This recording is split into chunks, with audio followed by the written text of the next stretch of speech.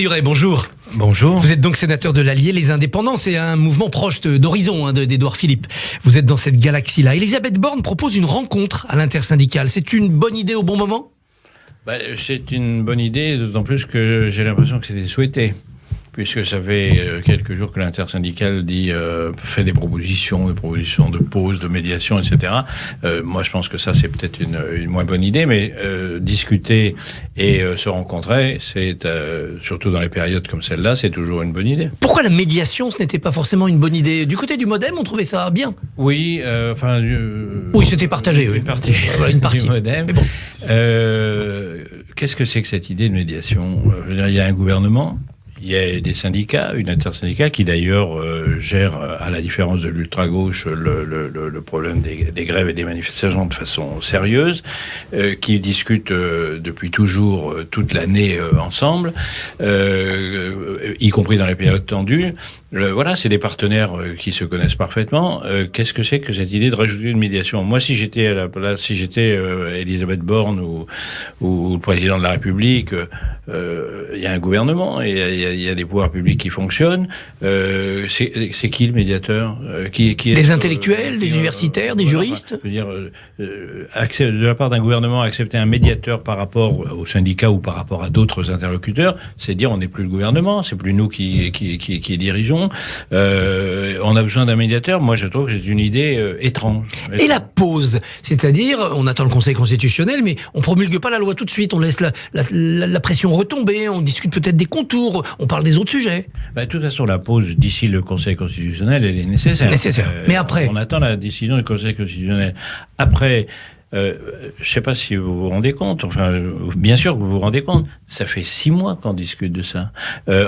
Macron voulait en septembre que la loi soit étudiée tout de suite et qu'elle passe dans les semaines qui suivaient. Il a accepté, à la demande d'Elisabeth Borne, d'attendre, de continuer à négocier, à discuter, etc. Ça fait 6 mois qu'on est dans ce truc-là. Je peux vous dire qu'en tant que parlementaire, on en a passé des heures et des heures au cours des 6 derniers mois.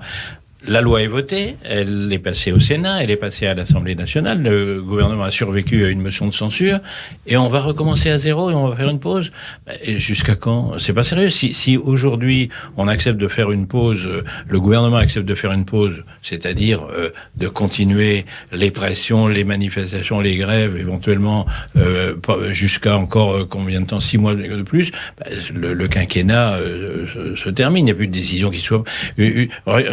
Le seul précédent que je connais, c'est celui de Chirac qui a retiré le contrat première embauche. Alors il a promulgué, mais il l'a suspendu. Voilà, c'était étrange. Et à partir de ce moment-là, il est devenu un lame duck, un canard boiteux, comme on dit aux États-Unis, parce qu'on s'est aperçu qu'il ne pouvait plus prendre de décision. Alors en ce moment, le texte est au Conseil constitutionnel. Le processus législatif utilisé est critiqué.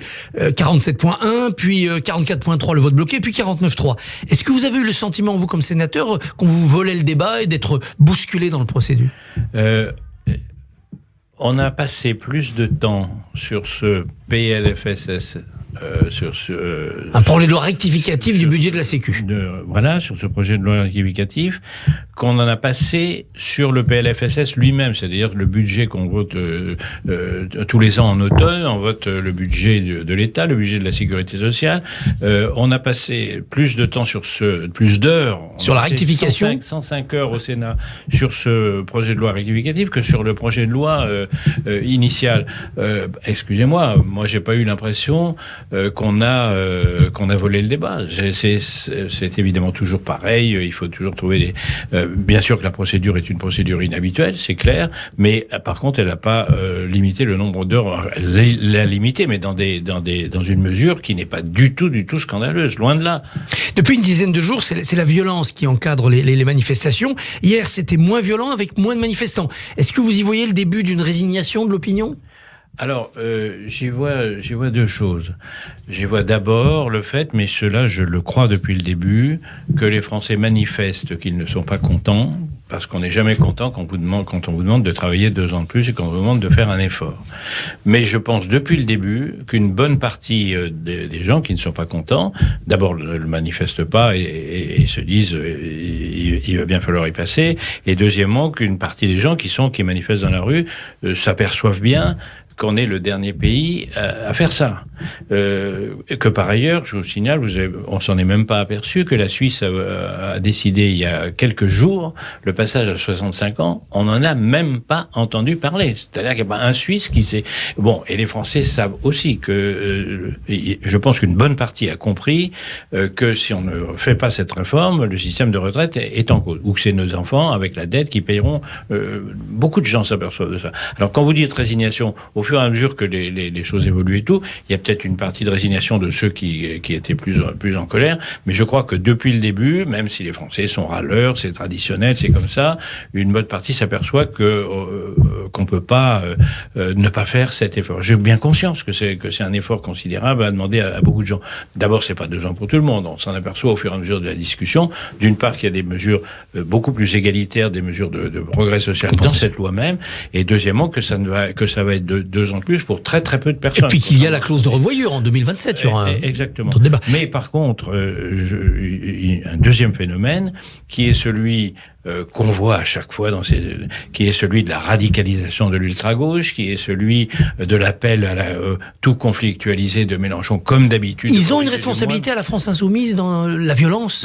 Évidemment qu'ils ont une responsabilité. Enfin, quand vous dites il faut faire passer un peuple de la révolte à la révolution, et que pour ça il faut tout conflictualiser, c'est ces paroles mêmes. Qu'est-ce que ça veut dire ? Ça veut dire c'est un appel au désordre, et c'est un appel quand on voit des choses comme Sainte-Soline dimanche dernier, quasiment à l'insurrection. Il y a là-dedans des groupes professionnels qui viennent de toute l'Europe, des groupes professionnels de l'ultra-gauche, qui se basent sur ce discours de l'extrême-gauche, et pour placer la situation, pour placer la France dans une situation insurrectionnelle ou de mini-guerre civile. Qu'est-ce qu'on a quand on voit les images qu'on a vues dimanche, on est avec des pros de l'insurrection, et bien entendu, c'est absolument inacceptable. Alors, votre actualité, c'est aussi une commission d'enquête sur TikTok que vous avez initiée. De quoi avez-vous peur ? Oh, j'ai peur de rien. Je voudrais pas dire que j'ai peur de rien. Je veux pas faire le. Mais vous vous méfiez quand même de TikTok pour faire une commission d'enquête. Bien entendu, TikTok. D'abord, je suis pas le seul à avoir peur, puisque tous les États sont en train d'interdire TikTok, l'application, pour les fonctionnaires. À leurs fonctionnaires. Les États-Unis l'ont fait depuis longtemps, le Canada l'a fait, la Commission européenne, le Parlement européen, plusieurs gouvernements, et notamment depuis vendredi dernier, le gouvernement français. Donc c'est bien qu'il y a un problème. Qu'est-ce qu'ils reprochent ? Enfin, ils ne le disent pas parce qu'ils ne veulent pas d'ennui avec la Chine. Mais enfin, on n'interdit pas ça comme ça. Alors quel est le reproche ? Le reproche, c'est plusieurs reproches. Mais le reproche, moi j'en fais plusieurs, les gouvernements en font un, c'est le transfert de données en Chine. Quand vous avez une société qui est une société chinoise ou la filiale d'une société chinoise, et que la loi chinoise impose 2 choses. La première, c'est que vous devez, toute société, et que vous vendiez des robinets ou que vous soyez une plateforme, vous devez répondre à toute demande de communication de vos données par le gouvernement. C'est une obligation.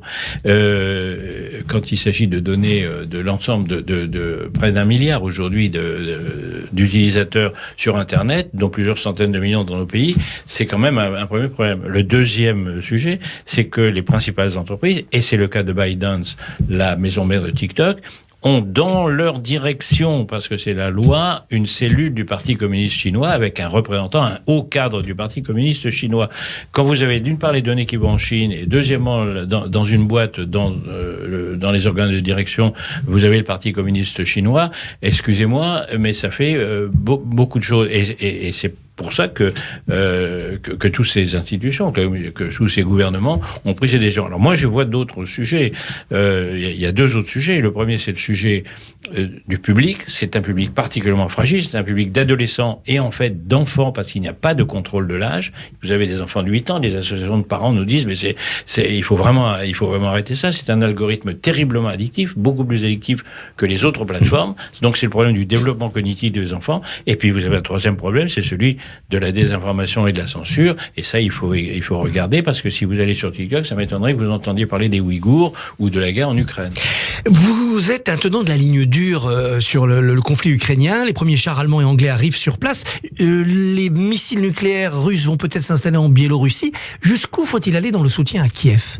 Moi, je crois qu'il faut aller le plus loin possible et que si on était allé plus loin plus vite, il est fort possible que l'offensive de l'Ukraine au printemps et en été dernier ait pu aller plus loin. C'est-à-dire des avions et des missiles longue portée. C'est-à-dire que nous sommes...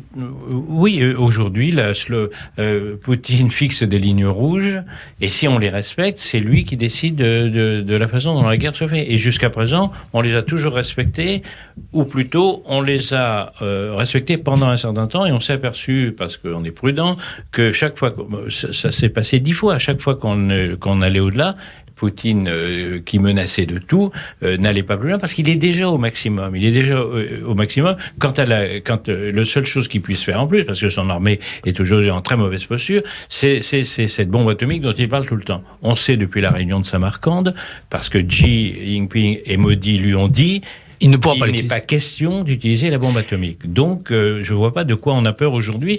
Si Poutine gagne, ce qui, à mon avis, ne peut pas se passer, ou s'il arrive à geler la situation, eh bien, ce bloc des dictateurs, du boucher de Moscou, du génocidaire des Ouïghours en Chine, du docteur Folamour de Corée, du massacreur de femmes en Iran, qui est en train de se reformer et qui avait perdu à la fin du XXe siècle contre les démocraties, ce bloc est en train de se reformer et qui veut notre peau. Ils le disent. Ils sont en guerre contre nous. Ils nous pensent comme décadents. Si nous perdons ce combat-là, que les Ukrainiens mènent pour nous, nous perdons nous perdons la deuxième manche de cette guerre qui a occupé tout le XXe siècle. Claude Malhuret, merci et bonne journée. Merci à vous. Merci beaucoup Christophe Barbier. Vous parliez de la réforme des retraites bien sûr en France. Eh bien nous évoquerons aussi sur Radio J au cours de cette prochaine demi-heure la suspension de la réforme judiciaire en Israël et notamment à 8h30 avec notre invité le journaliste Emmanuel Alperin. À tout à l'heure.